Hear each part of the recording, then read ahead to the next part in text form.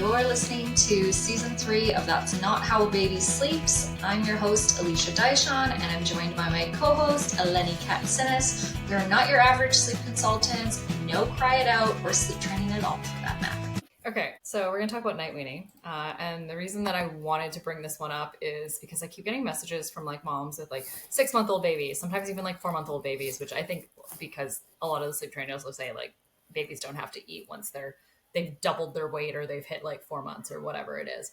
And it has nothing to do with that. But I had a mom message me and she was worried that her 6-month-old was still like waking up twice and eating at night. And I was like, what? Really? Like, and I don't think I knew she was 6 months old at first. I was like, how old's the baby? And she's like 6 months. I'm like, oh yeah, your baby should be eating 2 times a night at this point in time. It's really, really normal. And she's like, oh, okay, like that's good. But we even have like pediatricians who are telling moms to night wean their baby at 4 months and stuff. So I think it's a really good thing to talk about because generally I know with both of us when we're working with clients, we don't really touch night feeds until like 12 months. Like that's kind of like my minimum. Anything prior to that, we are kind of looking at, okay, let's just consolidate up the nighttime feeds and figure out why we're waking so frequently in the first place. But it's definitely still normal to be eating, depending on what's going on during the day, every 3-ish hours overnight. Not saying that every baby will do that. It really does depend on the child. There is a little bit of variation with like formula feeding, but it's really not much. I did a blog post with my friend Cindy, the baby dietitian, where we kind of dove into the science of that. So I'm going to link that below. But it's really interesting because the difference in like digestion rate with like formula fed babies versus breastfed babies is very minimal. Like I think it was like 20 or 30 minutes or something like that. Like it's not, which I mean, if you're an exhausted mom, maybe an extra 30 minutes of sleep means something to you, but it really does vary child to child. And I don't think it has to do with like what exactly you're feeding your baby. I know a lot of people will be like, oh, formula fed baby sleeps so much better. That's why I chose to formula feed, which is totally fine. But I don't think it's the actual process of feeding them formula that is making them sleep longer and stuff at night. And there's definitely these expectations that your baby should be sleeping through the night by a certain age.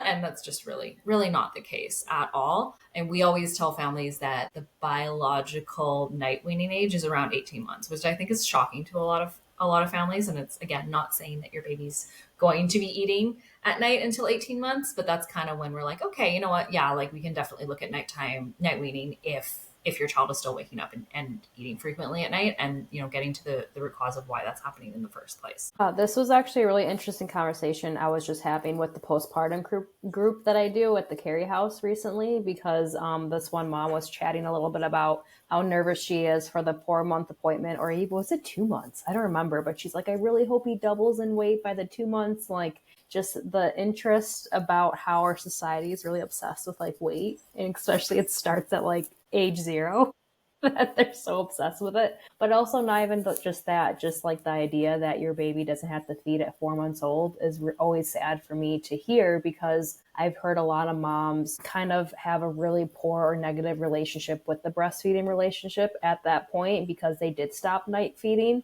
if they chose to sleep train, and then their supply dips, or it's not like consistent with their baby on demand, what they should be feeding, or maybe they're not pumping and they're waking up with clogged ducts or mastitis, like all those things, because we know as a protective mechanism against SIDS, like why are babies waking so frequently at night to feed, especially 4 or even at 6 months, because they're regulating with you.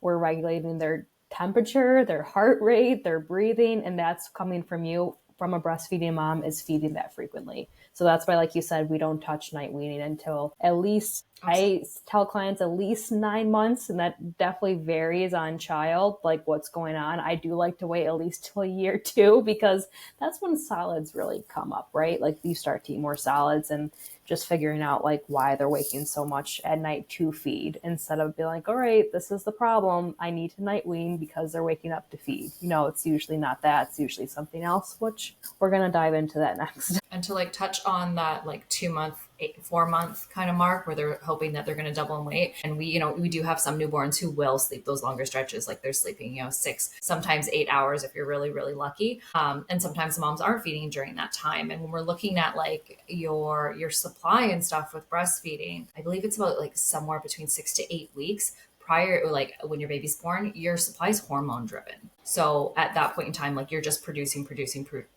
And then it starts to be, okay, like supply and demand after that point in time. So if we're going these really long periods, it is going to affect your supply at that point in time. So, if your baby is sleeping longer stretches, we do want to be pumping in between those feeds and stuff to make sure that we are keeping our supply out, so that when it does become supply and demand, we aren't having supply issues because our baby's been sleeping so well overnight and stuff. And then in the newborn stage, like we're aiming for those, 10 to 12 feeds over a 24-hour period. When you do on the math on that, that's like every 3-ish hours or so.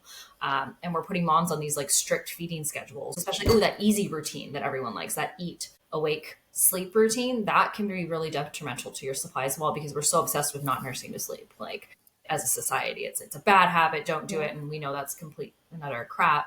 And I mean, that might work for you in the beginning, but again, we usually see that kind of stuff shift around that 4-month mark, and we see sleep associations as a really positive thing, as opposed to a negative thing. So it might work in the beginning, but as your child's wake windows extend, we're looking at farther periods between feeds and stuff. And then if your baby's not getting that during the day, they're going to wake up at night as well for that. And the same thing goes for like solid instruction. Everyone's like, feed your baby solids and they're going to sleep so much better. And we know, like, you and I both go by what the AAP recommends, Health Canada recommends, is like solids, it's not necessary before 6 months. So when we start feeding solids too early, it will affect sleep from a digestive standpoint. It's a huge change in digestion. So we actually see hiccups with sleep with that. But also, if your baby is getting too much solids during the day, the breast milk and formula are their main source of nutrition for that first 12 months. Not saying that solids are not important. They're very important. But if they're not getting that during the day, they're going to wake up more at night. So we see moms who are like pumping their kids full of solids and like spreading out these milk feeds. And then they're like, why are they waking up so much? They're eating, so many solids during the day. And I'm like, no, because they're not getting that breast milk or formula during the day. And it is a requirement for them. Prior to that 6-month mark, depending on volumes of feeds and stuff, we are still aiming for that, 10, 12 feeds over a 24-hour period before we're introducing solids and stuff. And that's not what we're seeing on these strict feeding schedules. So that's definitely something to take into consideration. So like when I have a mom who's like, oh, my baby's, waking up twice at night and they're, on a little bit of solids, because it's not usually like some people push the solids pretty heavily, but usually when we're introducing solids initially, we're like a couple times a day. If we're doing the baby-led weaning, we're not getting a ton of it in our mouth. A lot of it's ending up on the floor. So like we still need to be making sure that we are meeting the feeds over a 24-hour period and stuff, because it is really, really important for your supply as well as just your baby thriving. And another thing too is like babies, just like adults, will wake up thirsty. Like even if we have a period where it's like, hey, we're not waking up, to actually breastfeed, not babies, but like, older children, they are going to wake up thirsty and stuff at night. So there's a lot of variables there. And just this obsession with babies being weaned by 4-6 months is it's crazy to me. I just think the whole craziness with our society is always baffles me, because when I was at that postpartum group, this one mom asked me to hold her little 2-month-old baby. I'm just like holding him and like looking at him. I'm like, how does like people expect this little baby to sleep all night by himself, like at such a young age, not to wake up for a feed or not to wake up to need you? Like I just don't like get it. But unfortunately, that's just how it is. I think just getting educated on it and understanding like why your baby is waking up, and if they are waking up, like you said, you're talking to that mom with a 6-month-old, like that's so normal. Obviously, if we have an older toddler waking up excessively to nurse all night long, there's something else going on. Like we always say that it's not the nursing to sleep is not the problem. There's always something underlying going on for sure. Or if they are waking up excessively to feed, even the first year, they're waking up a lot throughout the night, you really have to look at those red flags, if there is any medical red flags. Because a lot of families I talk to, I'm like, oh, do you have like a tongue tie? Like is milk spooling out of their mouth? There's that clicking sound, like all that stuff. Like, oh, yeah, actually we have that. I'm like, well, they're waking up excessively so much because they're trying to get in all those feeds and they're not even taking in as much as you think they are. So I definitely we'd recommend to always speak with like an IBCLC when you are thinking about weaning too, because of course we can help with that, the night weaning and stuff in a sleep standpoint, but you have to make sure that nutrition's on point, and then you don't want to get clogged ducts or mastitis from yourself too, and just like you are as much important as your baby is during this time for sure. And I think the mental health aspect with it too, like so many moms go through the weaning process and like it will affect you mentally. It's a huge change in like your hormones and stuff too. So it is definitely really rough. But to touch on the sleep association thing again too, is a lot of parents are like, well, my baby's waking up, X amount of times a night and they're just like quickly nursing back to sleep. I know that they're not hungry. And I'm like, is nursing to sleep your sleep association? It's like, yeah, it is. That's a separate situation from the actual weaning process. Like we want to get to the root of why, your baby's waking up every 2 hours overnight. Are they undertired? Are they overtired? Are they getting too much daytime sleep? Not enough daytime sleep? Like where are those foundations? Have we looked at figuring out their unique sleep needs to optimize nighttime sleep, as well as looking at those red flags and making sure that nothing's going on there? Because again, you said, if a baby's waking up excessively overnight and they're feeding, every hour all night long, it's very likely that there's a red flag going on there. Maybe they're not transferring milk properly. Like that's one of the big reasons is why we have our clients fill out those nutrition logs, because I have clients who are like, my baby eats all the time, like they shouldn't be, waking up so much. And I'm like, your baby's eating like 20 times in a 24-hour period. And then a lot of people with the tongue tie situation too, they'll be like, well, they're gaining weight, so they're fine. I'm like, well, if you ate 20 times over a 24-hour period, you would gain weight just fine as well. Like something is going on. They are not transferring properly. We want to get to the root of why that's happening. And other, red flags and stuff, or like reflux, stuff like that too, or discomfort. Like your baby finds comfort in nursing back to sleep. So if they're uncomfortable and they're doing that, we want to get to the root of why that's actually happening and stuff. Another thing too is temperament as well. Like we see so many of these like really, really busy active babies or toddlers who are just like too distracted, too busy to eat during the day. And then they're waking up at night excessively. So like, that's when I'm like, nursing to sleep is an amazing tool. Like, let's use that at nap time to get those calories in. Let's use that at bedtime to get those calories in. But we're so scared of these nursing to sleep associations, thinking that they are the reason that your child's waking up at night. And it's really not. Like, we do have some, I would say 2+. I've had like age 2+, I've had a few clients where it's like, okay, we night weaned a toddler, start sleeping better. It's pretty rare that that's the case. Like, I was thinking about it the other day. I'm like, I've been doing this for like 6+ years now. And I have probably seen that with maybe like 4-ish kids. And that's when mom's at the point where like, I'm just done. I'm ready to wean in general. And we remove it. And, they do start sleeping a little bit better overnight, as long as those foundations are in place and they are not overtired, undertired, and all those things are going well too, because there are so many variables and moving puzzle parts and stuff with this. But definitely something to take into consideration if you have a super busy active child. Like nursing to sleep is such an amazing tool for navigating that and making sure that we are getting those daytime calories in to, consolidate nighttime feeds as much as we can. And back to like the sleep association thing too, is again, if we're having those babies who are waking up every two hours overnight and stuff, let's look at those foundations and minimize those wake ups and then consolidate up those feeds. Like maybe we're at a situation where, we're waking up 6 times a night, nursing every couple of hours. We figured out those daytime foundations and now we're only waking up twice and taking 2 feeds and quickly going back to sleep. So those are all things to kind of consider. Always another thing to consider when talking about this is like sensory needs and just like regulation, because that soothing and sucking for a lot of babies is really like beneficial for them in a sensory standpoint, and just like it helps actually calm them down and like helps regulate their nervous system. So if you are thinking about night weaning because you are just like over it, or, you're touched out, a lot of families we work with, a new baby's coming, so they kind of want to wean before baby comes, which is totally understandable. And just making sure they get that sensory input throughout the day and before bedtime. Like if your baby is old enough, which usually they are, to like suck on a straw cup is always really great. Sippy cup, all that like sucking sensation is really, really great for them. It calms their nervous system down for like hours and into the night too, but also just other things, throughout their body, like that input, the pressure, touch, closeness, like all that stuff helps. But a lot of times when we work with families, when we fix all the other stuff we just talked about, they're usually okay with nursing only once or twice overnight because they're not nursing 6 to 8 times anymore. So a lot of times our clients are always shifting their goals because they're like, oh, we fixed this. Like, I don't mind nursing anymore. Or they start to like gradually wean, which we always love the gradual process instead of like just a overnight like cold turkey situation. Of course, every family is different. If you have to cold turkey wean your child for medical reasons or anything like that, like you might have to support some emotions with it, but that really does, like you said, depends on temperament and all that stuff for sure. Like conversation around like breast milk causing tooth decay overnight, that's always a really good one because we know that is false. But again, I'll still have like dentists say it, we'll have doctors say it. It's like whatever.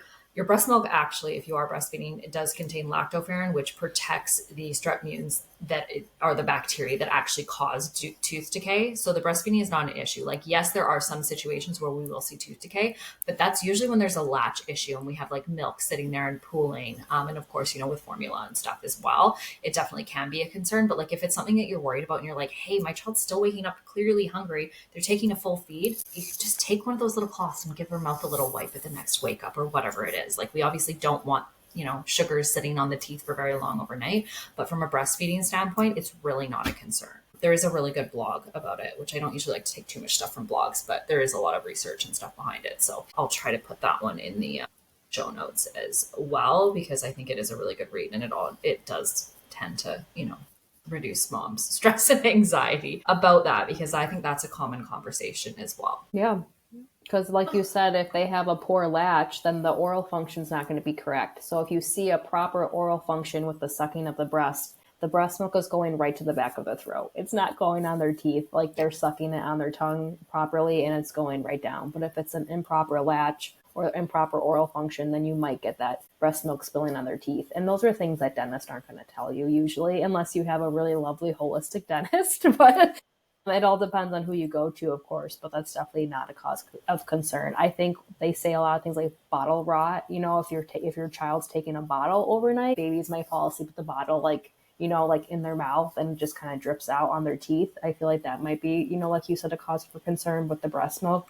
Breast milk's not going to come out if they're not actively sucking. You're going to pull out and they're going to stop, drinking it. But yeah. Yeah, I think too, another thing as well is, like, say if you were somebody who wanted to breastfeed and it didn't work out, a lot of the time that does have to do with oral ties. There's going to be similar latch issues and stuff with a bottle, and you're going to see things like pooling. So making sure that even if you are bottle feeding, that your child is properly latched. And, feeding specialists, regardless of whether you're breastfeeding or formula feeding, can make sure that the latch is appropriate and stuff as well. And like looking for things like, if we're hearing the clicking sound, that's actually the sound of your baby taking in air. That means that they're not latching properly. So things to kind of look for when you're breastfeeding or even formula feeding, to make sure that that latch is happening appropriately. And then of course, when they're taking in air, we also see situations with reflux. Oral ties are a really common culprit for reflux, as opposed to like true verb. It is really, really common to kind of see that and stuff as well. And that's going to cause sleep issues and have your baby waking up a million times at night and quickly, nursing her or feeding back to sleep. So again, looking at those medical red flags, and, if your baby's waking up every hour all night long, that is a huge red flag to us. And we want to get to the bottom of why that's happening. So when we are kind of at that point where we are at a good point to night wean, sometimes that looks at around that 12-month mark. Sometimes it might be a little bit later. Sometimes you might have a baby who's only like waking up once a night. Maybe they're just like quickly suckling and going back to sleep. Like, that child might be getting enough during the day, and we can kind of look at night weaning. It's just not something that we really, really encourage before that 12-month mark. Just again, depends on the child. Because I have had some 6-month-olds who just drop nighttime feeds and they're totally happy during the day. They're good. They're gaining weight and it's not really an issue. But again, I also want to point out too that like nutritional needs do go up and down. So if your baby was, at 6 months sleeping through the night, and suddenly at 9 months they're needing a nighttime feed, we don't want to withhold that. So keep that in mind. But if we are at a point with night weaning, some things that I really look at when I'm looking at nutrition logs and stuff is that we are getting, 3 solid meals a day and 2 to 3 snacks a day at that point in time. Like, we want to make sure that those solids are going really well. And sometimes what we'll see is if we have a toddler who's waking up every 2 hours all night long, they're not really hungry during the day. And that's when we kind of get that reverse cycling. So that's where we're looking at, okay, you know what? Let's work on gradually shifting some of those calories from overnight towards daytime. And that can be something very gradual, is just, okay, let's shift to feeding every 3 hours overnight and kind of holding a boundary, supporting emotions and stuff around that, just to gradually shift things out. Other things that we can look at is just kind of pushing like the beginning part of the night, like, okay, we ate before bedtime, all that kind of stuff. Maybe, we're not going to feed until like midnight or 1 o'clock, and just pushing things out as much as we possibly can to kind of shift those calories during the day. But that's a really gradual process as well. But, you might get to a point where it's like, okay, you know what, my toddler or my 12-month-old is waking up one time for a feed. They're nursing, they're quickly going back to sleep. Like, great. Like, I would probably personally hold on to that. You could gradually push it out, but it really depends on on the child and stuff, but we always recommend a gradual approach with that and looking at it from like an emotional standpoint. Like this is definitely a huge change for your child. I don't necessarily say like let's remove nursing to sleep in general. Like I usually am the one to kind of hold on to like the bedtime feed because I think it is such an important, wonderful time for connecting with your child, making sure that we're getting, that big top up before bedtime. So that's usually the last feed that I personally remove. And a lot of the time I will even hold on to like that early morning feed as well, because as that sleep pressure goes down, it's a lot more likely that when you say no to nursing overnight, that your child's going to wake up at that point, especially if those foundations are not in place and we're overtired, undertired. It is risky. And you might have a child that wakes up at 4 a.m. and nobody wants that. But just to touch on the emotional piece as well, is like we really want to look at how you're supporting emotions during the day before we are looking at, okay, removing that sleep association overnight or just overnight weaning in full. Because if you're uncomfortable with those big emotions during the day, you're going to be uncomfortable with them at nighttime. And we want to avoid using distraction and stuff during the day because, again, you're not going to have distraction as a tool during the night. It's not going to be like, okay, so I'm not going to nurse you back to sleep right now, but we're going to go and we're going to play. No, we don't want that. We want you to go back to sleep. So really focusing on practicing as much as possible during the day, focusing on supporting those emotions. And depending on where we're at age-wise and stuff, like usually, again, we're talking about like 12 months plus, is we might at that point in time be looking at also day weaning. Maybe we're going to hold on to the nursing to sleep association for a little bit longer if we want to go, all the way up to 2. And it's like, okay, I'm going to nurse to sleep for my nap. Nurse to sleep at bedtime, maybe early morning, maybe holding on to just those 3 nursing sessions. Practicing that during the day and removing the daytime nursing first can be really helpful. And you can really go about that however you would like. Some people think it's like good to just go cold turkey. I kind of like to pick times during the day where I'm willing to nurse. Another thing too is just from an attachment aspect is we really want to look at it from that hierarchical standpoint. Like we are the caregiver, they're the dependent. And a lot of the time when a child is kind of dictating like when we're going to nurse, that can kind of shift them into that caregiver role. So just even setting boundaries during the day of like, okay, you know what, your child, you sit down on the couch, because that's usually what happens is like you sit down in that one spot that you nurse in and then they're suddenly like, oh, hey. So setting a boundary around that, saying, no, you know what, we're not going to nurse right now, supporting emotions. And then you can even offer to nurse after that. And that will really kind of shift you back into that caregiver role and be able to kind of guide and lead them through that process if you're not fully ready to just do it kind of cold turkey and say no to nursing during the day. But again, I like to I held on to the nap feed and the bedtime one. Those were like, I think my early morning one was like, or not early morning, but morning one, like at 7 a.m. when I just wanted to like lay in bed for, another 30 minutes and not get up. That was the last feed to go for me. But depending on where you are and like your breastfeeding journey and stuff, that's going to depend on like how many feeds you're going to kind of want to take out. But for the night weaning, we kind of touched on this a little bit with just a very gradual transition. So usually when all those foundations are in place, daytime nutrition is going really well for a child, I will have families say no to nursing at the first wake up, supporting emotions. Usually that first couple times that we try it, it's going to suck. You might have a child that's up for like an hour and it might take you a really long time to get them back to sleep, but we're going to say no to that one. And we're going to support them back to sleep in a different way, using some layered sleep associations that we've been, doing while we nurse to sleep. Some really good ones are like having a certain sleepy song playlist or humming or singing a certain song, back rubs, bum pats. Luna's really into the back tickles and the feet tickles and stuff right now. So it really depends on what your child likes, but making sure we're adding those associations in so that we have these additional tools to kind of support your child through that. But I find that once we take care of that first wake up and we move on to the second one, your child at that point in time, you've been practicing supporting emotions and holding boundaries and stuff during the day. You've said no to that first like nursing session.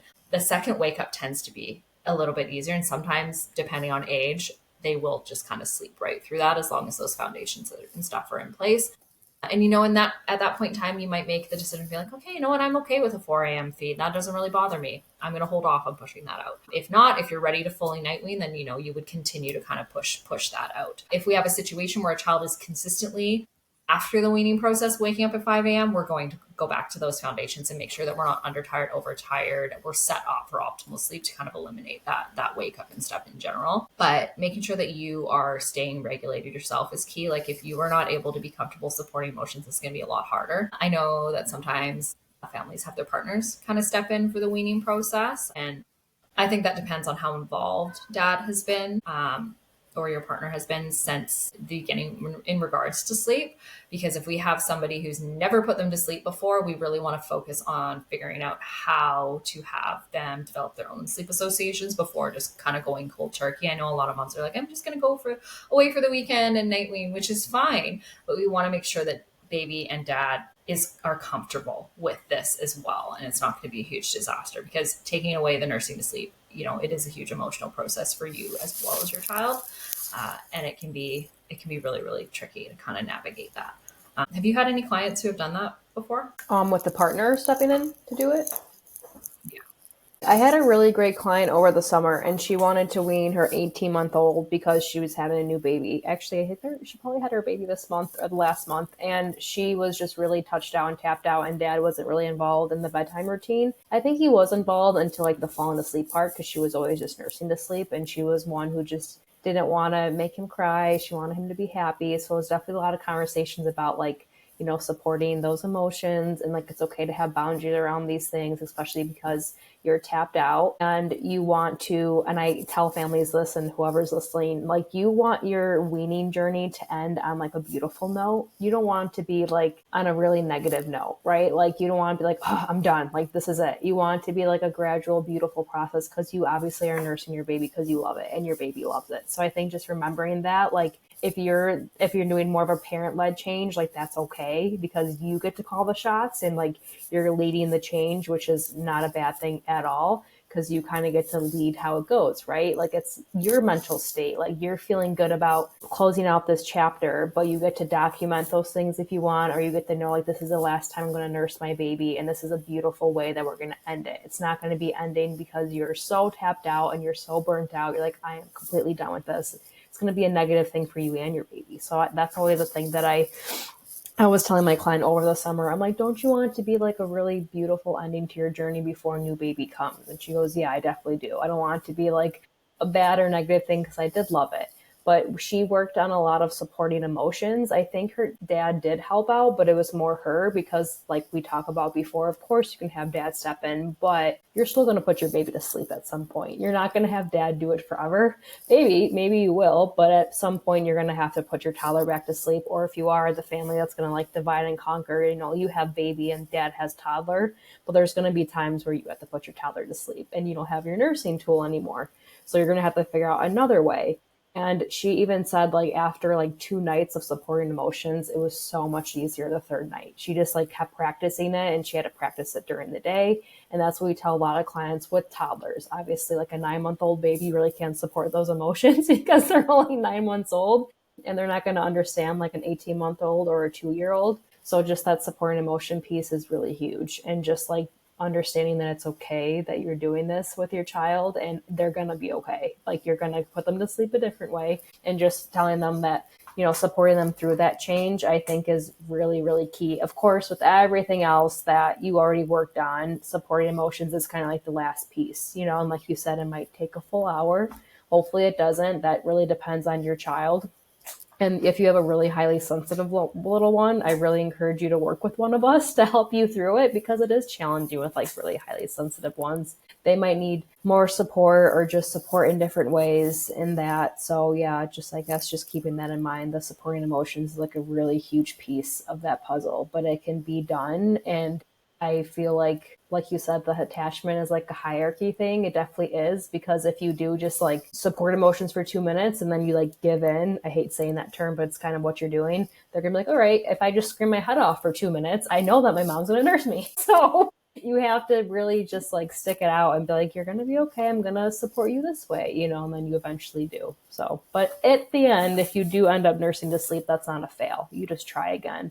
But I feel like telling your toddler that you are going to do that, like, hey, you're having a really tough time right now. I'm going to nurse you to sleep. And next time or tomorrow night, we're going to try again, and they understand a lot more than we think we do. That's what my client said. She goes, you're right. He really does understand so much more. I'm like, I know, even though they're not communicating with you like we do, they still understand what's going on. So just talking them through it and supporting them through it, I think is really important. Did you want to just quickly touch on, because what did the night weaning process look like for you and Nora? Because I touched on mine a little bit with like Luna and stuff, but Do you remember? I was just re-listening to our weaning episode, like the gentle weaning episode we did. Like, what we do that almost like a year and a half ago. I forgot when one of our first episodes were, but I honestly can't remember at this point because now she's 5.5, and I fully weaned her like almost close to 3. So it's hard for me to remember it, but I think it was really just like a gradual thing. Like I understood more around like 2 years of age, like her unique sleep needs. So she was sleeping better through the night. I wasn't waking up excessively to feed her overnight. When she was getting too much daytime sleep, she was waking up a lot overnight for me to feed her back to sleep because her sleep needs were totally imbalanced. But when we figured that out, she wasn't waking up that much overnight to feed. So it really was a gradual thing, and she kind of did it on her own, which was very typical for a lot of kids. I was telling a lot of people, like, it really does get easier at 2 years old for a lot of families. So I think it just did at that point. And then, yeah, I was just done, when she was an older toddler, but I can't remember fully the night weaning journey or process. And I didn't like write anything down or like document. I know you're pretty good at that with your girls, like writing stuff down or just like documenting it. I just didn't. Unfortunately, I wish I did. Yeah. I mean, I think ours was pretty similar. I know I did the day weaning with Luna first because she wasn't taking in very much solids, and I found that she was waking up more at night. So really looking at that piece with it. And then I still nursed to sleep for nap and bedtime, and then kind of overnight because she was sleeping better. So like if she woke at night, like all the way up until I fully weaned her, she was just over 2. If she woke up at night, I would quickly nurse back to sleep. And the same thing with Aylin. I nursed her until she was almost 3, and she slept through the night quite a bit, but like if she did wake up, I just quickly nursed her back to sleep. Like to me, that wasn't like night weaning. It was just, that was our sleep association. And I'm like, I'm lazy and I'm going to put you back to sleep. So, I think it depends on that as well. Like if you're happy to nurse to sleep for nap, bedtime, and if your child occasionally wakes up at night, then keep doing that. But if you're like, okay, I want to get rid of all the nursing sessions, that's kind of what we did at that point in time. And I held on to the bed one, moved to the nighttime one. And it was kind of like, okay, if you wake up at night, mommy's not going to nurse you back to sleep. And that's when some of those books can be really helpful. But like there's one that kind of push, okay, we're going to nurse when it's morning time. And that was kind of my dialogue and stuff with the girls when I was ready to not nurse at all overnight. If they did wake up at night, I think with Luna, I offered her some water, and I was like shocked. I was going into it like all prepared for it. And I didn't need to be. I was just like, okay, if you wake up at night, I'm not going to nurse to sleep. She woke up. I was like, okay, we're not nursing. Here's some water. And she chugged the water and said, okay, handed it to me and went to sleep. I was like, what? Okay. That's great. Which is why I think another reason age really helps. So if you're wanting to, make it to that 2-year mark, I think it is really helpful because you are able to communicate with them a lot better than you would with like a little 9-month-old and stuff. Thanks for joining us. Don't forget to connect with us beyond the podcast. You can find me on all social media platforms at moonbay.sleep. And for more sleepy goodness, you can head over to Instagram and follow Eleni at Rooted in Sleep. Until next week, keep embracing the chaos.